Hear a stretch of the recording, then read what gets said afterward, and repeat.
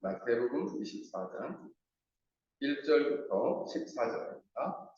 마태복음 24장 1절부터 14절. 우리 다 함께 같이 읽겠습니다. 시작.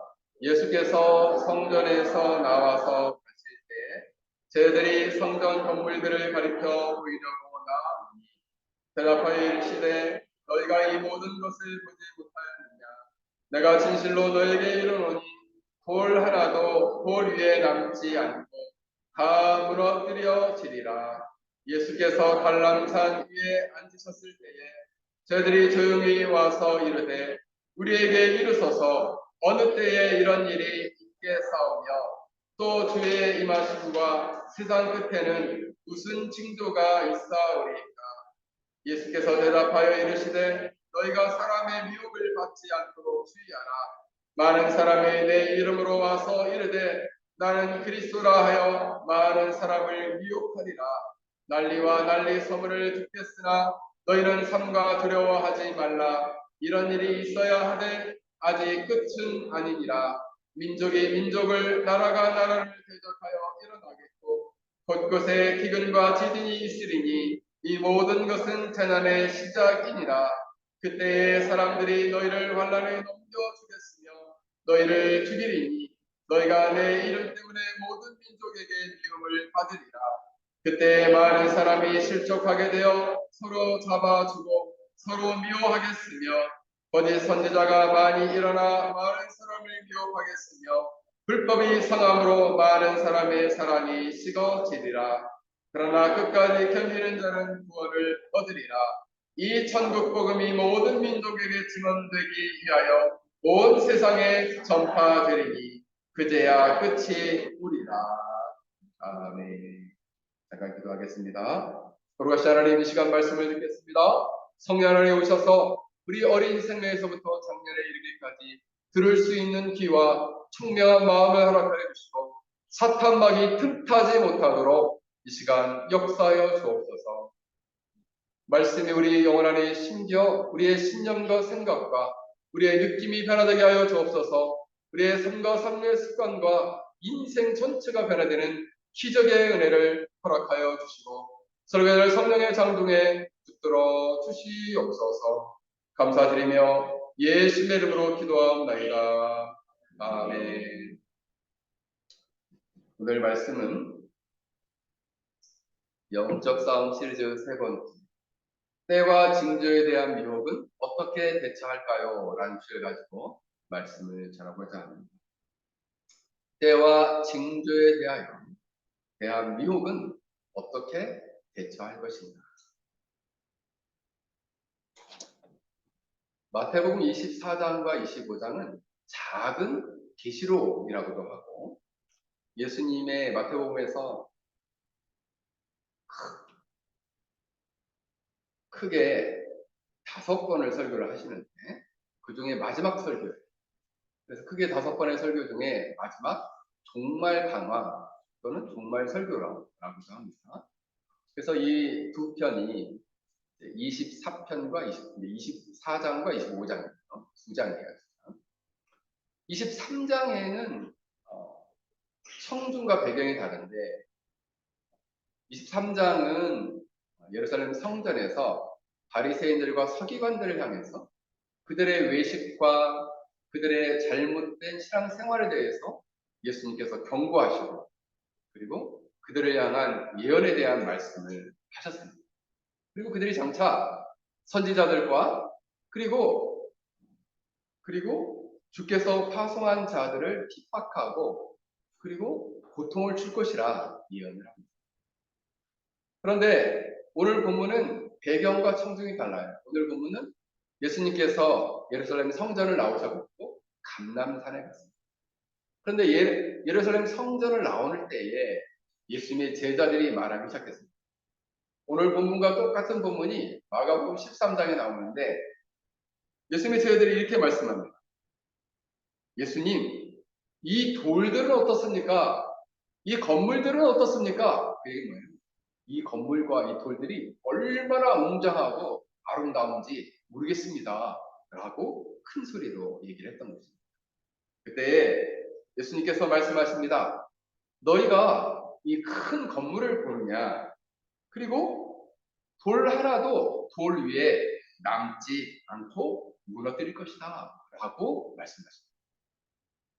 여러분, 사실 이 헤롯 성전이라고 하는 이 성전은 주전, 그러니까 예수님이 오시기 전 19년부터 지어지기 시작해서 예수님이 오신 다음에 63년, 주후 63년까지 약 80년 가까이 지어졌어요. 80년 동안 이 성전을 지은 거예요. 예루살렘 성이 있으면 이 헤롯 성전이 6분의 1을 차지할 정도로 아주 큰 규모였어요. 그리고 그 성전이 지어지고 놀랍게 주후 62년도에 완성이 되는데 주후 70년에 로마의 디도 장군이 와서 이 성전을 무너뜨립니다. 불과 8년 만에 80년을 지었는데 8년 만에 무너지게. 그러니까 예수님이 지금 이걸 전했을 때 80년 정도에서 약 50년 정도 이상 지난 때였어요. 그 성전을 볼 때가. 그러니까 50년 정도 지은 때죠. 이 건물을 지은 그 순간이었어요. 그때 갈릴리 저 어부나하고 농촌에 있던 사람들이 예루살렘에 와가지고 그 성전을 보니까 얼마나 웅장해 보였겠어요. 예수님 정말 엄청 큽니다. 웅장합니다. 그랬더니 예수님은 이거 내가 다 무너뜨릴 거예요. 그리고 돌들이 하나도 다 무너뜨릴 거야. 라고 예수님이 말씀하십니다. 이때 제자들은 궁금했어요. 뭐가 궁금했느냐? 그러면 이 성전은 언제 무너뜨리시는 거지? 이렇게 생각한 거예요. 그래서 오늘 3절에 이렇게 말씀합니다. 예수님께서 이 성전을 나와가지고 감람산, 올리브산이라는 산에 이렇게 앉으셨어요. 그때 이제 제자들이 둘러싸가지고 예수님께 물어봤습니다. 예수님, 우리에게 좀 말씀 좀 해주십시오. 어느 때, 어느 때에 이런 일이 일어나겠습니까? 어느 때에 또 주의 임하심과 세상 끝에는 무슨 징조가 있겠습니까? 그래서 여기서 제자들은 두 가지를 질문합니다. 먼저는 어느 때에 이 일이 일어날 것인가? 이 때에 대해서 학자들이 이제 논의가 2000년 동안 분분했습니다. 이 때는 어느 때냐? 대부분의 학자들은 예루살렘 성전의 파괴 때를 묻는 것이다. 이렇게 얘기를 했습니다. 이것이 이제 주류예요. 대부분의 학자들이 받아들인 주. 이 때에 대해서는 예루살렘 성전과 성이 멸망하는 때를 묻는 것이다. 그런데 또 어떤 학자들은 아니다. 이때는 예루살렘 성전이 아니라 장차 세상 끝, 정말 예수님이 재림한 때를 물은 거다. 그렇기 때문에 예수님의 세상 끝이 언제 올 것인지를 물은 것이다. 라는 의견이에요. 또 절충형은 이 성전과 예루살렘 성전이 무너지고 예루살렘 성이 무너지는 때와 그리고 예수님이 재림하신 그 세상 끝을 함께 물어본 것이다. 포괄적으로 물어본 것이다. 어떤 게 맞는 것 같아요? 대부분은 예루살렘 성전의 때, 성전이 파괴된 때. 근데 사실 제자들은 오늘 본문의 질문은 제자들은 이렇게 생각했습니다. 어떻게 생각을 했느냐? 예루살렘 성전이 언제 무너집니까? 예루살렘 성이 언제 무너집니까? 그때가 세상 끝입니까? 이렇게 물어봅니다. 이 두 개가 같이 겹친 거예요. 이 두 개가 함께 올 거라고 생각합니다. 그러면은 예루살렘 성전과 성이 멸망하는 때가 세상 끝이라고 제자들은 생각했단 말입니다. 제자들은 그렇게 생각합니다. 그런데 우리가 역사는 벌써 2000년이 지났잖아요. 과거의 예루살렘 성전과 성이 이미 주후 70년에 로마 디도 장군에 의해서 멸망하게 되었습니다. 근데 사실 역사가들이 그 내용을 설명한 것을 보게 되면 너무 놀랍게도 그 당시에 이 예루살렘 성전이 무너지게 될 때 많은 사람들이 3년을 버텼어요. 근데 사실 로마에서 이 유다에게 이 이스라엘 백성들에게 뭘 요구했냐면 성전에 있는 돈을 다 세금으로 내라. 이걸 거절합니다. 거절하고 대항하는 거죠. 그때 로마 군대가 와서 3년 동안 둘러쌉니다. 3년 동안 둘러싸가지고 굶어 죽는 사람이 9만 명이 굶어 죽었어요. 그리고 잡혀간 사람이 11만 명. 당시로 볼 때 한 20만 명 되는 도시니까 어마어마하게 큰 도시였다. 그러니까 그 당시에 이제 로마 군대가 쳐들어오니까 이 백성들이 이 예루살렘으로 도망온 거예요. 많이 도망와가지고 거기서 많이 죽게 된 거죠. 그러니까 그들은 생각한 것이죠. 이 예루살렘 성전과 성이 멸망하는 때가 세상 끝이구나 라고 생각을 한 것이에요. 근데 오늘날 우리는 생각합니다. 예루살렘 성전과 성의 멸망은 세상 끝과 같지 않고 시간적으로 나눠져 있다라는 거 현재 우리는 그렇게 생각할 수 있어요. 그게 맞습니다. 제자들은 이 두 질문을 함께 했지만 그러나 세상 끝은 아직 오지 않았습니다. 종말은 오지 않았습니다. 예수님이 다시 재림하는 때는 아직 오지 않았습니다. 그러나 예루살렘 성과 성들은 멸망했습니다. 예수님이 다시 재림한 때가 오지 않았기 때문에 사람들은 궁금해하기 시작했어요. 그럼 예수님 언제 오시는 거예요? 세상 끝은 언제 오는 겁니까? 종말은 언제입니까? 예수님은 언제 재림하십니까? 라고 궁금해하기 시작했어요. 자, 손 한번 들어볼까요? 우리 친구들 손 한번 들어볼까요? 나 예수님이 언제 오는지 참 궁금하다 하는 친구. 다 궁금하네. 우리 성현이는 안 궁금해? 궁금하지. 성현이는 안 궁금하네. 우리 하진이는 궁금해? 안 궁금해. 우리 한음이는 안 궁금해. 안 궁금하답니다. 근데 많은 사람들이 이것을 궁금해하기 시작했어요. 이때 오늘 본문에 보면은 이렇게 나옵니다. 요한 2서 1장 7절에 보면 미혹하는 자가 많이 세상에 나왔으니 라고 말합니다. 미혹하는 많은 사람들이 세상에 나와 있다. 그러면서 그때에 대해서 미혹을 했다. 여러분, 한국에 뿐만 아니라 전 세계적으로 유명한 이단들이 있습니다. 대표적인 이단이 여호와 증인이에요. 여호와 증인. 여호와 증인들은 언제 예수님이 재림할 때라고 봤냐면 1874년에 예수님은 지상으로 이미 재림했다. 그리고 1878년에 무덤에서 참된 기독교인들은 이미 부활했다. 그리고 1914년 10월에 천년왕국, 즉 하나님의 여호와의 왕국이 이 땅에서 이미 시작되었다. 이렇게 생각해요. 진짜 이단이죠. 너무나 기독교와는 다른 이단입니다. 그리고 제7 안식일 재림교에서는 1881년에 발표하기를 1883년과 1884년에 예수님이 재림할 것이다 라고 주장했는데 실제로 1883년과 1884년에 예수님이 재림하지 않은 거예요. 그래서 이 사람들이 말을 바꿨습니다. 예수님의 재림은 1884년에는 천상의 재림이다. 이 땅에는 재림하지 않았다. 이렇게 말을 교묘하게 바꿨습니다.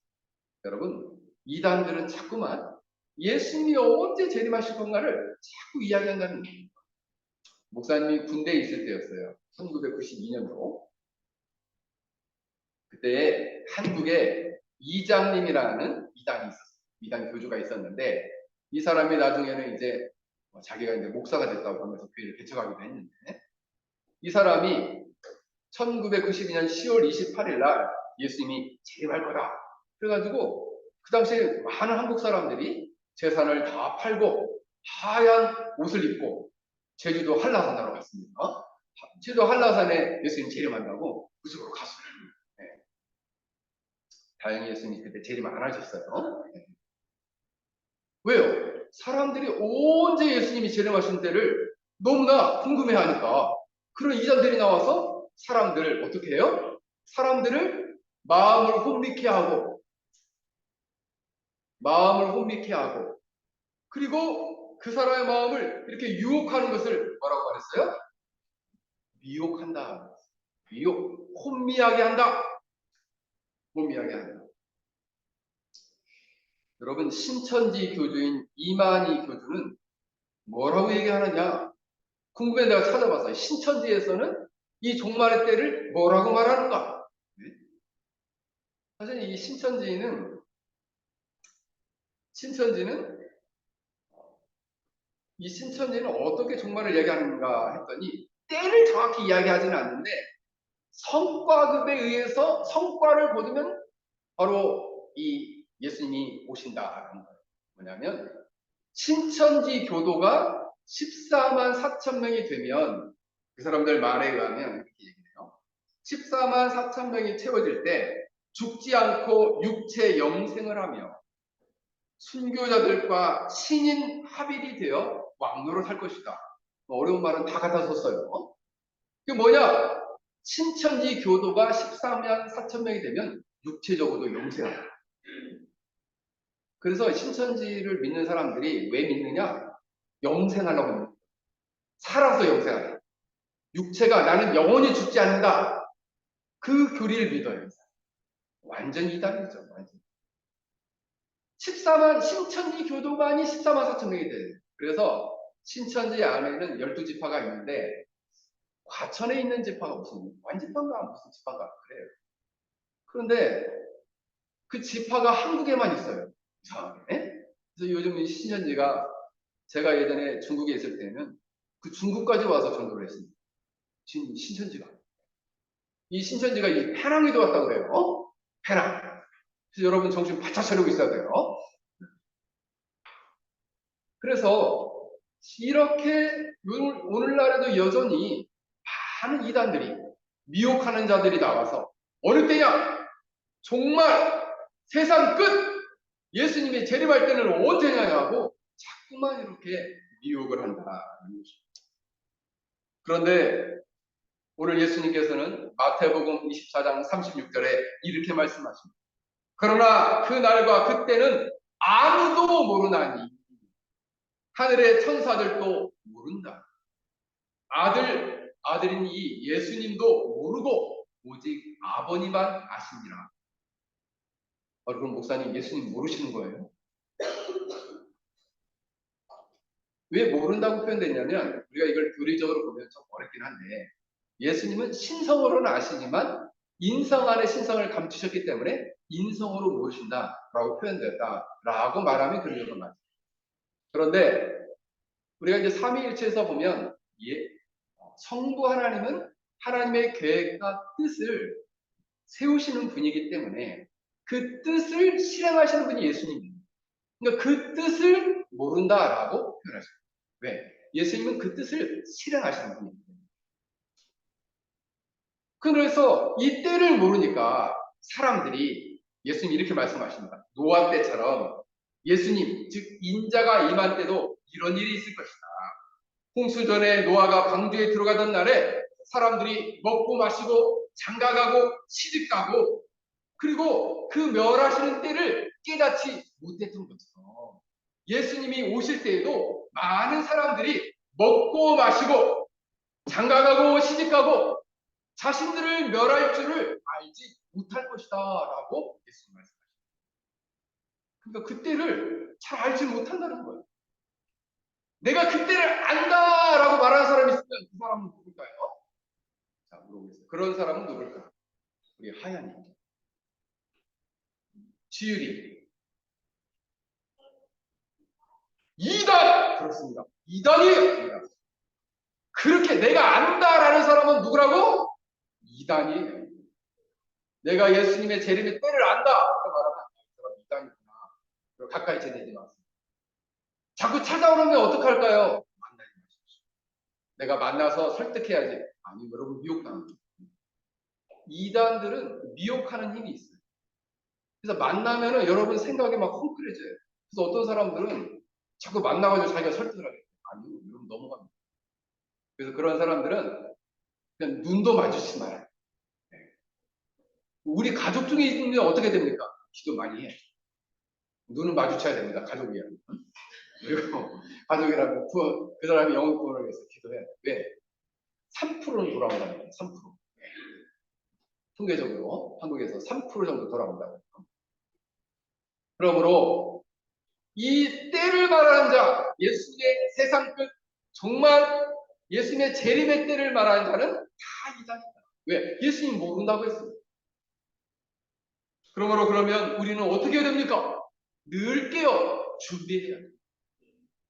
늘 깨어 이런 미혹하는 자들이 예수님의 재림의 때, 세상 끝, 종말을 말할 때에 속지 말아요. 이런 청명한 신자들이 되길 주의 이름으로 간절히 축원합니다. 제자들은 또 그렇습니다. 두 번째 물음이 예수님, 주님의 임하심과 세상 끝에는 무슨 징조가 있겠습니까? 이제는 징조를 묻는 거예요. 이 징조라는 것은 원문에 보면 세메이온이라는 단어가 쓰였는데 확신케 하는 표시나 표적을 말해요. 그러니까 이 징조를 딱 보면 예수님 재림하시겠구나. 예수님 세상 끝이 왔구나를 알 수 있다는 거예요.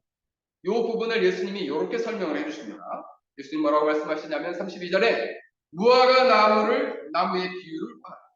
그 가지가 연하여 지고 잎사귀를 내면 여름이 가까운 줄 아나니 이와 같이 너희도 모든 일을 보거든 인자 예수님이 가까이 곧 문 앞에 이른 줄을 알아라. 그러니까 무화과 나무님의 잎을 보면서 잎사귀를 보면서 가지를 보면서 여름을 예측하듯이 여러 징조들을 보면 너희들이 눈앞에 이르는 예수님이 세상 끝 예수님의 재림이 눈앞까지 왔다는 것을 너희들이 예수님이 내일 오실 수도 있어요. 예수님이 내일 모레 오실 수도 있어요. 그래서 잘 믿음을 준비해야 돼요. 구원 얻을 믿음을 잘 준비해야 돼요. 5절에 보면 이때 많은 사람들이 내 이름으로 와서 나는 그리스도라 하여 많은 사람을 미혹하리라. 그 징조 첫 번째가 뭐냐 하면 거짓 그리스도, 즉 자칭 그리스도라는 거짓 그리스도가 많이 출현한다는 거예요. 그래서 내 이름으로 와서 나는 그리스도다라고 하는 자들이 말하는 거예요. 그때 미혹된다는 거예요. 여러분, 그리스도라는 말은 왕이나 선지자, 제사장을 위해서 그 제사장 직분을 위해서 기름 부음 받은 자라는 뜻이에요. 왕으로서는 사망, 권세, 죄악을 이기고 그의 백성들을 다스립니다. 제사장으로서는 그들의 죄를 씻게 하여 하나님과 관계를 화목케 할 수 있는 직분을 감당케 하시는 거예요. 선지자로서는 하나님 나라에 들어올 수 있도록 하나님 나라의 복음을 전해서 죄로부터 그들을 구원하는 이 사명을 갖도록 특별하게 구원을 위한 특별한 직분을 위해서 기름 부음 받은 분 또는 기름 부음 받으신 구원주라는 뜻이 바로 그리스도란 말이에요. 그런데 이 그리스도, 즉 우리를 죄와 사망과 사단의 통치에서 구원하실 분이란 말이에요. 그리스도. 근데 뭐 하는 사람이 와서 하는 얘기가 내가 왕이요, 제사장이요, 선지자요, 내가 구원주다라고 말할 거라는 거예요. 그때 여러분들이 혹 할 수 있겠죠. 제가 지난번에 얘기했죠. 요한계시록 13장에 거짓 선자들이 하늘에서 불을 내린다고 얘기했죠. 우상을 만들고 생기를 불어넣어서 말을 하게 만든다고 했죠. 그런 강력한 기적을 통해서 사람을 미혹한다라는 거예요.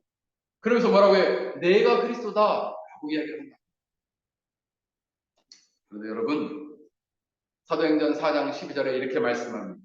다른 이로서는 구원을 받을 수 없나니 천하 사람 중에 구원받을 만한 다른 이름을 우리에게 주신 일이 없는다.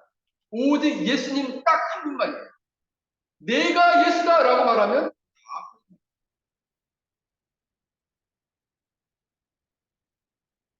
최근에 이걸 좀 조사를 해봤답니다. 뭘 조사해봤냐면 한국에도 과연 이렇게 내가 예수다 하는 사람이 있는. 그래서 2020년도에 현대종교에서 조사를 했더니 자칭 한국에 내가 하나님이다라는 사람은 20명. 그리고 내가 재림 예수다 하는 사람이 현재 한국에 50명이라. 50. 현대종교에서 조사를 하니까. 그래서 총 70명이 있어요. 한국에. 다 누굴까요? 이런 사람은 다 누굴까? 오, 우리 주인님. 이단이다! 이렇게 이단. 이단. 이만희 씨도 대충 뭐라 그래요? 내가 보혜사다. 이만희는 자기를 엄청 치장하는데 몇 가지를 이야기하는데 나는 보혜사다, 성령이다, 재림주다, 사명자다, 알파와 오메가다, 인치는 천사다. 이렇게. 누가? 이만희가. 좋은 건 다 갖다 붙였어요. 자기한테. 그래서 내가 그다! 이렇게 얘기해요. 그래서 이만희는 누구예요? 무엇이에요? 이만희는. 우리 다윗이. 미혹하는 자다! 어려운 말로 말했어. 미혹하는 자다. 자, 미혹하는 자는, 자, 하라마.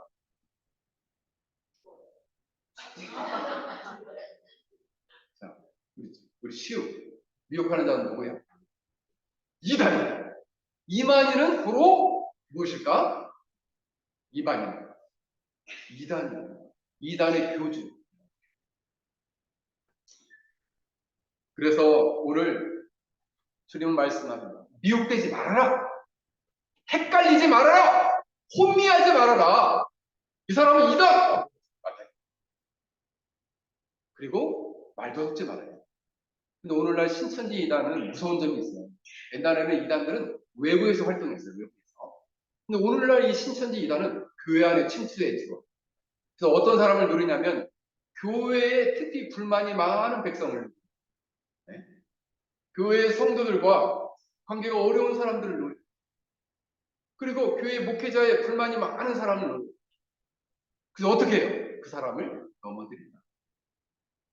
그래서 이런 미혹하는 자를 조심해야 된다. 그때 미혹되지 말고 마음과 생각을 잘 지켜야 됩니다. 두 번째 징조는 어떤 징조냐? 난리와 6절에 보면 난리와 난리의 소문을 듣겠고 너희는 삼가 두려워하지 말라. 이런 일이 있어야 하되 아직 끝은 아니니라. 민족이 민족을 나라가 나라를 대적하여 일어나게 계속되는 난리와 민족과 국가 간의 분쟁과 전쟁이 징조가 될 것이다. 라는 예수님 당시에도 전쟁이 두 개의 전쟁이 있었습니다. 주 36년에는 파르티아 전쟁이 있었고 안티파스와 나바테아 왕 아레타스와의 전쟁이 주후 36년과 37년에 있었어요. 이때도 전쟁이 있었던 거예요. 그래서 최근에 어떤 학자 두 사람이 연구를 했는데 3421년 동안, 지난 3421년 동안, 약 3400년 동안 인류 역사가 전쟁을 하지 않는 연수를 계산해 보니까 286년밖에 없어요. 그러니까 3400년 동안 약 91.6% 정도가 계속해서 전쟁이 있었다. 오늘날에도 지금 전 세계가 급변하게 2020년 이후에 코로나가 터지고 코로나가 끝나자마자 어떤 일이 났어요? 전쟁이 막 일어나기 시작했어요. 그래서 러시아가 우크라이나를 침공했죠. 지금 약 2년 가까이 전쟁하고 있습니다. 그래서 지금까지 죽은 숫자가 얼마나 된가 봤더니 지금까지 우크라이나에서 죽은 사람이 올해 8월까지만 통계가 나와 있더라고요. 약 50만 명 정도의 사상자가 있어요. 그 중에 사망자는 약 20만 명. 그리고 부상당한 사람이 약 30만 명. 어마어마하게 많은 사람입니다. 1차 세계대전 20세기 때에 전쟁이 일어나서 죽은 사람 숫자가 몇 명이냐면 20세기 9억 명이에요. 9억. 20세기 때 9억 명. 제1차 세계대전 때에 죽은 사람이 850만 명. 부상당한 사람이 2100만 명. 2차 세계대전 때는 전사자가 2700만 명. 그리고 그 중에 민간인 희생자가 2500만 명. 그러니까 우리나라 인구가, 대한민국 인구가 5천만 명이니까 이 대한민국 인구 절반 정도가 2차 세계대전 때 얼마나 많은 사람이 죽었단 말이에요. 뭐 때문에? 전쟁 때문에. 여러분, 이 러시아와 중국과 미국이 가지고 있는 핵폭탄이 현재 3만 7천 개 정도 되는. 이 3만 7천 개는 지구를 41번, 41번 정도를 파괴할 수 있는 위력을 합니다. 지구를 40번 이상 지구를 파괴할 수 있는 힘을 갖고 있습니다. 근데 최근에 러시아가 더 이상 핵실험하는 것을 하지 않기로 조약을 했는데 그것을 파기했어요. 지난주에. 다행이야? 이거 큰일이야. 핵실험을 계속 하겠다는 거니까. 중국에서는 엊그저께 그랬죠. 우리는 1000개 이상의 핵무기를 만들겠다. 몇 년 안에. 지금 300개 정도 있는데 700개를 더 만들겠다는 거예요. 왜요? 뭐 하려고 이렇게 만들까요? 전쟁을. 뿐만 아니라 이 전쟁뿐만 아니라 사람들이 기근에 시달리게 될 것이다. 기근이라는 것은 굶주리는 거예요. 대표적으로 굶주린 나라가 북한이에요. 최근에 올 상반기에 조사를 해보니까 북한 사람들이 약 1,500만 명 정도가 먹지 못해서 굶주리고 있다. 북한 사람이 1,500만 명. 현재 동아프리카도 이 기근이 심해가지고 수백만 명이 끼니가 간다고 현재적으로. 그럼 목사님, 이렇게 전쟁과 기근이 지금도 계속 일어나고 있는데 정말인가요? 예수님의 재림의 끝인가요? 근데 오늘 성경에는 뭐라고 말해요? 아직 끝은 아닙니다. 이건 뭐예요? 재난의 시작이라는 거예요. 그리고 대지진과 기근이 있을 겁니다. 대지진. 그래서 최근의 지진을 내가 살펴보니까 언제 일어났느냐? 2020년도에 터키에서 일어났어요. 지진. 근데 예수님 당시에도 지진이 여러 곳에 일어났어요. 터키에 주로 많이 일어났어요. 터키 소아시아. 그 당시에도 주후 60년경에 터키에서 큰 지진이 있었는데 소아시아. 2020년도에도 있어요. 2020년도. 그래서 2020년도에도 이 지진이 일어나가지고 얼마나 죽었느냐. 터키에서는 약 40명 정도 지진이 일어났었고 수백 명이 부상을 당했어요. 수백 명이. 6.7의 지진이 일어났는데 중국에서는 2008년도에 스촨 대지진이 일어나가지고 그때 약 200명 정도가 죽었어요. 이재민은 230만 명이 이재민. 네. 수천 개의 가옥이 무너졌어요. 터키에서도 약 9천 개 이상 가옥이 무너졌어요. 지진이 일어나요. 이것도 그러면 그렇게 일어나니까 지금이 세상 끝인가요? 정말인가요? 아니, 아직 끝은 아닙니다. 그럼 오늘 성경에서는 뭐라고 말씀합니까? 이 모든 것이 재난의 시작이다. 재난의 시작이다. 재난이라는 단어를 본문에 찾아보니까 오디논이라는 단어가 쓰였는데 이 단어는 뭐냐면 마치 엄마가 아이를 가졌는데 이 아이를 해산하는 고통이 막 시작됐다는 거예요. 아직 아이는 낳지는 않았어요. 종말의 끝은 아닌데 고통이 막 시작됐어요. 그 고통의 시작이다. 그래서 일명 산통의 시작이다 이런 말입니다. 그러므로 전쟁과 기근과 지진과 이처럼 많은 적그리스도인 거짓 그리스도가 이렇게 출현하는 것들은 재난의 시작이다라고 성경은 말씀하고 있습니다. 그럼 이때에 하나님의 백성들은 어떤 일을 겪게 될까요? 9절에 보면 그때 사람들이 너희를 환난에 넘겨주겠고 너희를 죽이리니 너희가 내 이름 때문에 모든 민족에게 미움을 받으리라. 그래서 이스라엘 백성들, 특히 하나님의 백성들이 복음을 들었던 사람들이 로마에 의해서 네로 황제, 도미티안 그런 황제를 비롯해서 약 250년 동안 어마어마하게 환난한 겁니다. 그래서 어떤 사람은 잡아다가 고문을 하고 죽이기도 하고 채찍으로 때리기도 하고 어떤 사람은 잡아다가 사자들의 먹이로 동물의 먹이로 사람을 죽이기도 했어요. 동물들이 그 사람을 잡아먹게 됐어요. 왜요? 이 당시도 여전히 환난과 핍박이 있었습니다. 그래서 10절에 보면 그때 많은 사람들이 실족하게 되어 서로 잡아주고 서로 미워하겠으며 거짓 선지자들이 많이 일어나 많은 사람을 미혹하겠으며 불법이 상함으로 많은 사람의 사랑이 식어지요. 여러분 환난을 당하니까 사람들이 어떤 사람을 서로 잡아다가 갖다 준다는 거예요. 여러분, 우선 중국에 있을 때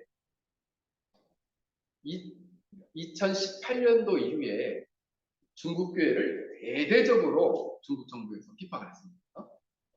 그래가지고 그전에는 선교사들이나 목회자들만 핍박했어요. 선교사들을 그래서 도시에서도 그 당시에는 선교사들만 잡아가지고 추방을 했는데 이 도시에서 2018년도 이전에는 공안들이 각 교회 목회자들을 불러가지고 이제 연말 되면은 성탄절쯤 되면은 성탄절 행사 크게 하지 말고 그냥 우리 잘해봅시다 하면서 달랬거든요.